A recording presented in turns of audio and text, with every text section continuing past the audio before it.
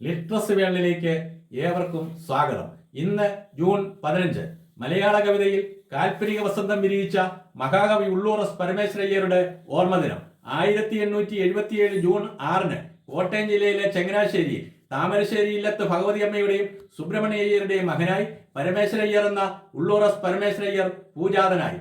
12-ാം വയസ്സിൽ പിതാവിനെ നഷ്ടപ്പെട്ട പരമേശ്വരയ്യർ അച്ഛന്റെ സ്വദേശമായ തിരുവനന്തപുരത്തിനടുത്തുള്ള ഉള്ളൂരിലേക്ക് അമ്മയോടൊപ്പം താമസം മാറ്റി. കോളേജ് വിദ്യാഭ്യാസത്തിന് ശേഷം സർക്കാർ ഉദ്യോഗസ്ഥനായി ഔദ്യോഗിക ജീവിതം ആരംഭിച്ച പരമേശ്വരയ്യർ നാടിന്റെ പേരും അച്ഛന്റെ പേരും കൂട്ടിച്ചേർത്ത് ഉള്ളൂർ എസ് പരമേശ്വരയ്യർ എന്ന പേരിൽ അറിയപ്പെടുകയും തിരുവിതാംകൂറിലെ ചീഫ് സെക്രട്ടറി വരെയുള്ള പദവികൾ വഹിക്കുകയും ചെയ്തു. ഭാരതീയ സംസ്കാരത്തിന്റെയും പുരാണങ്ങളുടെയും ഇതിഹാസങ്ങളുടെയും അന്തസത്ത കാൽപ്പനിക ഭാവത്തിൽ സർഗാത്മകമായി കാവ്യരൂപത്തിൽ ഉള്ളൂർ അവതരിപ്പിച്ചപ്പോൾ മലയാള കാവ്യലോകത്തെ അത്ഭുതങ്ങളുടെ പെരുമഴ സൃഷ്ടിച്ചു. ക്ലാസിക് സംസ്കാരത്തിന്റെ അകത്തളങ്ങളിലൂടെ സഞ്ചരിച്ച ഉള്ളൂർ മനുഷ്യസ്നേഹത്തിന്റെയും ആധ്യാത്മികതയുടെയും അധ്വാനത്തിന്റെയും അറിവിന്റെയും സാഹോദര്യത്തിന്റെയും വിശാല ലോകത്തേക്ക് മലയാളികളെ കൂട്ടിക്കൊണ്ടുപോയി.